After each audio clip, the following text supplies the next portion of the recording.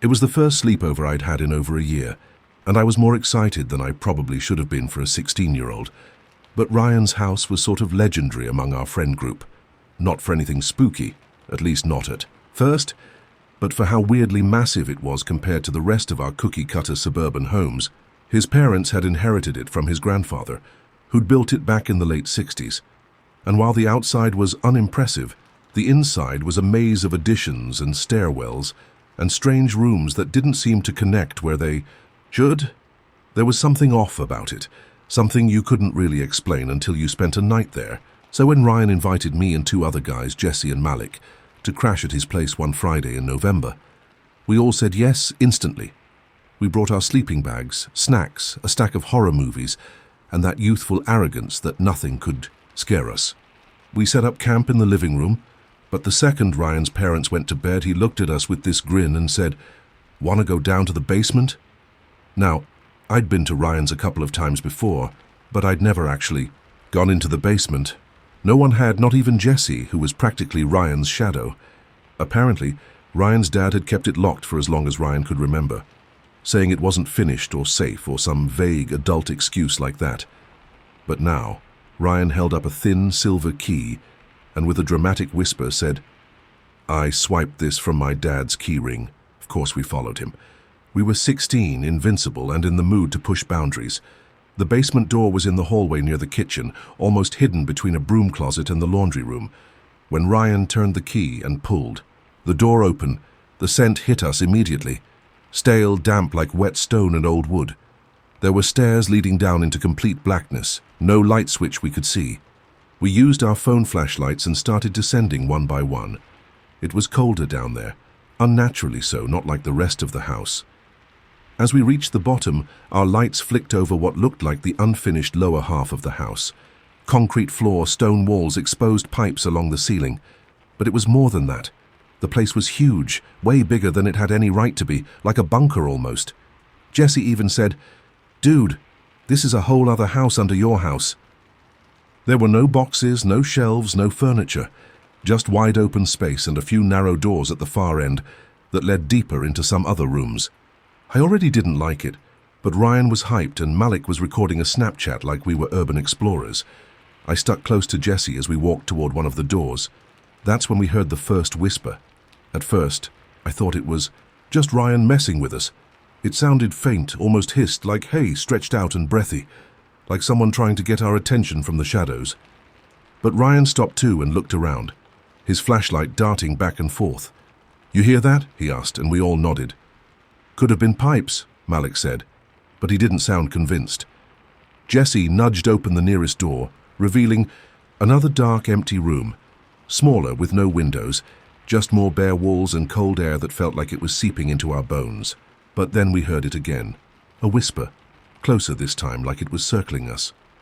"Guys, I think we should go back upstairs," I said, suddenly very aware of how quiet it was, how far we were from Ryan's sleeping parents.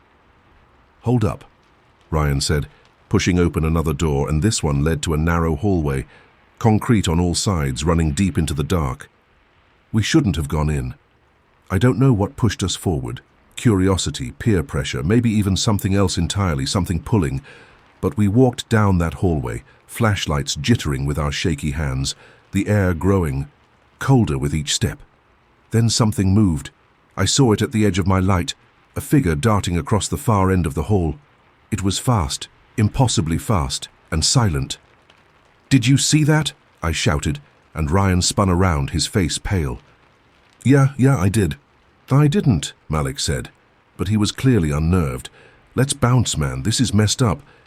But when we turned back toward the way we came, the hallway behind us was gone.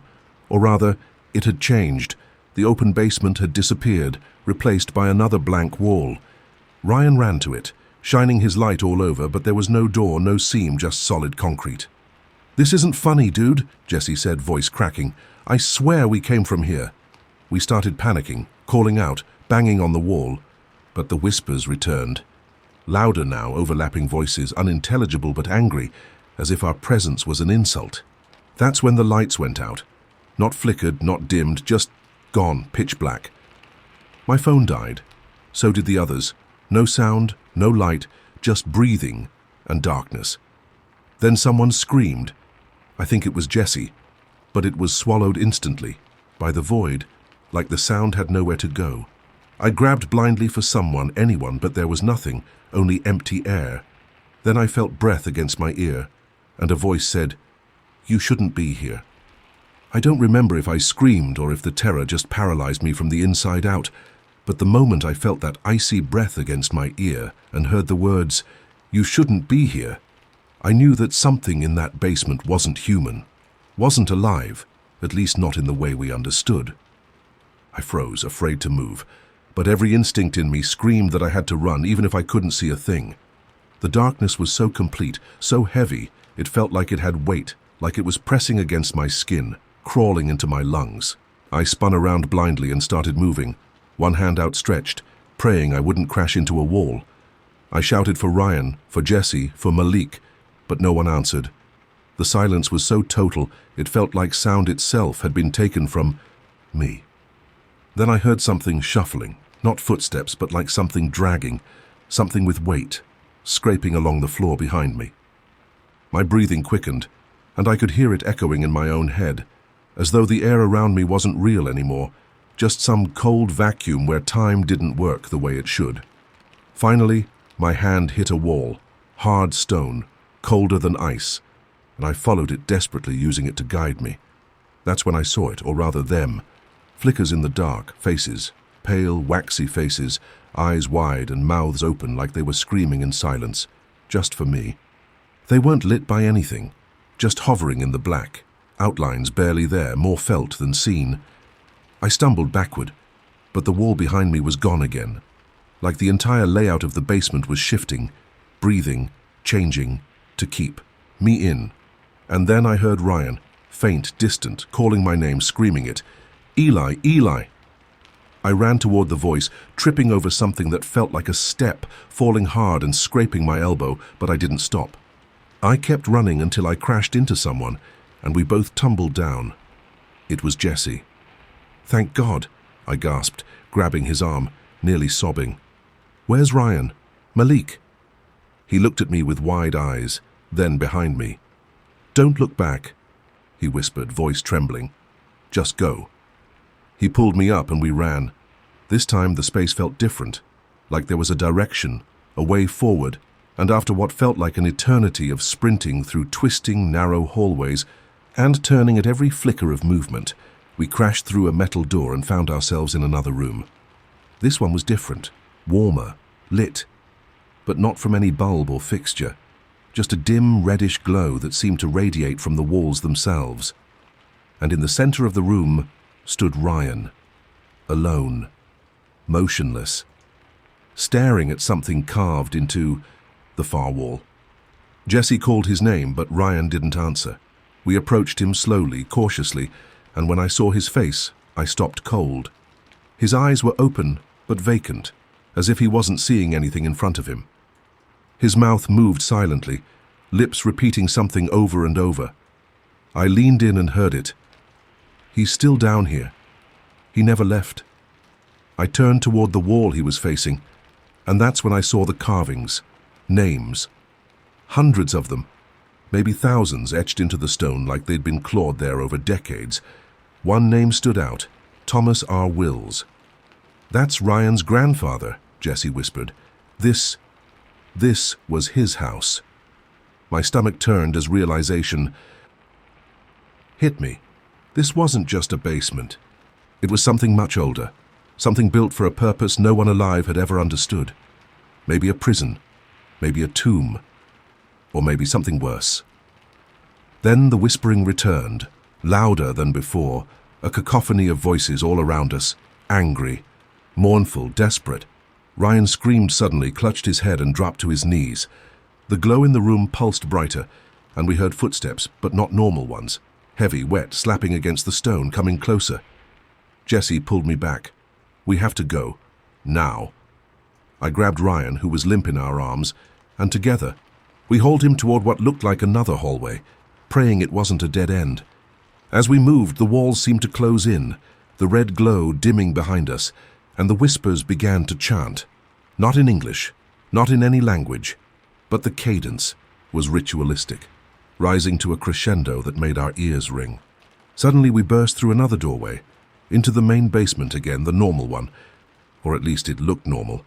Concrete floor, exposed pipes. The narrow door behind us slammed shut, and when we turned to look, there was no door all, just blank wall. Ryan groaned, coughing, and slowly blinked back to life. "What happened?" he mumbled. We didn't speak. We just got the hell out of there. We ran up the stairs, slammed the basement door, and locked it behind us, Malik.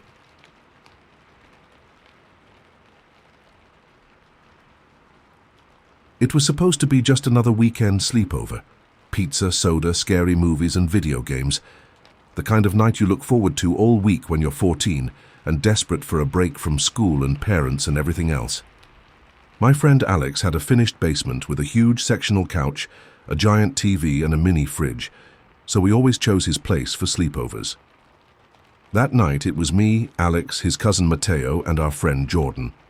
Around midnight, after we'd burned through a stack of zombie movies and way too much caffeine, Alex got this dumb grin and said, "Want to play something creepy?" We were all game, figuring he meant Bloody Mary or something equally lame. But instead, he pulled a ratty old board game box from under the couch, black and unmarked except for a single word on the top in faded silver: dead. It looked homemade, not like anything from a store. The pieces inside were weird too. Tiny, pewter coffins, a black sand timer, and a spinner with sections labeled things like "Hold your breath," "Play dead," "Don't blink," and "Invite it in." I asked where he got it, and Alex shrugged. Found it in a box of my uncle's stuff after he died. Figured it might be cool. I should have said no. I should have told him to put it back under the couch and burn it for good measure. But instead we sat in a circle, dimmed the lights, and set up the game like it was just another spooky gimmick. Alex spun first, and the arrow landed on "Play Dead." A little card slid out of the board by itself. We all saw it happen. And Alex read it aloud. "Close your eyes. Hold your breath. Do not move. If it touches you, do not scream." Everyone laughed like it was a joke, but I saw Alex's face. He wasn't laughing. "You guys didn't feel that just now?" he asked. "Like something walked behind me?" We all looked around, but there was no one else in the basement. "You're just psyching yourself out," Jordan said. "This thing's rigged like an old haunted house prop." Still, Alex followed the instructions. He laid back, closed his eyes, held his breath, and went completely still. At first it was funny. We tried to make him break character by whispering jokes or poking him, but he didn't move a muscle. Then Mateo went quiet and whispered, "Do you hear that?" It was a sound like he's breathing, but not ours. It came from behind us, slow and deep, like a sleeping animal in the dark. We turned on the lights. Full brightness. Nothing there. When Alex finally opened his eyes, he was pale and sweating. "I felt fingers on my face," he muttered. "Cold, bony fingers. Something was leaning over me." We were rattled, but still too dumb to stop. Jordan spun next. "Don't blink." The card said, "The first to blink invites it closer. If no one blinks, it watches from the dark. If someone does, it steps inside." That was enough for me. I wanted out, but everyone else insisted we'd already started and had to finish. Typical horror movie logic. We stared at each other for a solid minute, eyes burning, watering, twitching. Mateo blinked. A second later, the lights cut out. Pitch black. Total silence. We scrambled to our feet, fumbling for phones, flashlights, anything. But every screen was dead. My chest felt like it was collapsing. Then we heard a voice. Not human, not even close. Deep, growling, low-pitched, like someone dragging chains across gravel. It said Mateo's name. Just his name. And then he screamed. When we finally got the lights back on, he was curled in the corner, shivering, eyes wide and bloodshot. "It touched me," he kept saying. "It touched inside me." That's when I wanted to burn the game. But it was gone. Completely vanished. The board, the pieces, everything. We flipped cushions, pulled furniture away from the walls, opened every drawer and closet. It was like it had never been there. We thought maybe it was all some elaborate prank Alex set up, but the terror on Mateo's face wasn't fake. And Jordan, he wouldn't talk to any of us after that night. Stopped coming to school, moved away a few months later. Mateo ended up in therapy. I don't sleep with the lights off anymore. And Alex. He swore he didn't do anything, but 2 weeks later, he disappeared. No signs of struggle, no leads, just gone. But here's the worst part. Last night I found something under my bed. A black box, no label, no markings. Just one word on top, in faded silver. Dead. And this time it's my turn.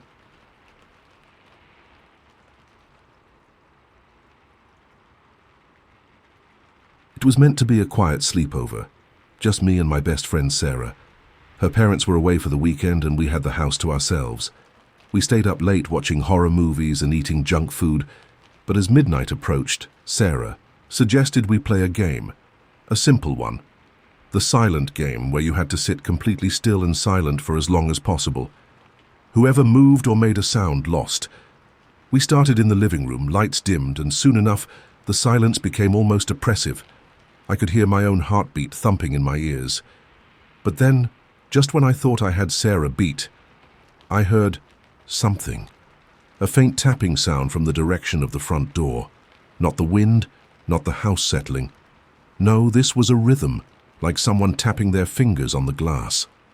I blinked, trying to convince myself it was nothing.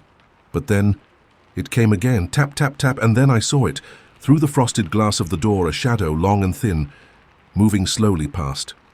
At first I thought it was Sarah trying to mess with me, but I couldn't hear her breathing. She was still sitting across from me, perfectly still. I stood up, heart racing, and approached the door slowly, my hand reaching for the handle. Just as my fingers brushed the knob, the tapping stopped. I hesitated. My mind screamed at me not to open it, but something pulled me toward that door. I yanked it open, only to find nothing. No one there, just the empty porch. But as I stood in the doorway, I noticed something strange. The air had changed. It was colder, heavier, and for a split second, I saw something in the corner of my eye. A figure standing just beyond the porch lights, tall, thin, and unnaturally. Still, I slammed the door shut and turned to Sarah, who was staring at me wide-eyed. "What's wrong?" she asked. I didn't answer, still shaken, but then a chill ran down my spine as I realized something. When I opened the door, Sarah hadn't moved an inch. She hadn't even blinked. I ran to the window, peering out to see if anyone was out there. Nothing. But there was something even worse. In the reflection of the glass, I saw Sarah standing beside me, but I was standing alone.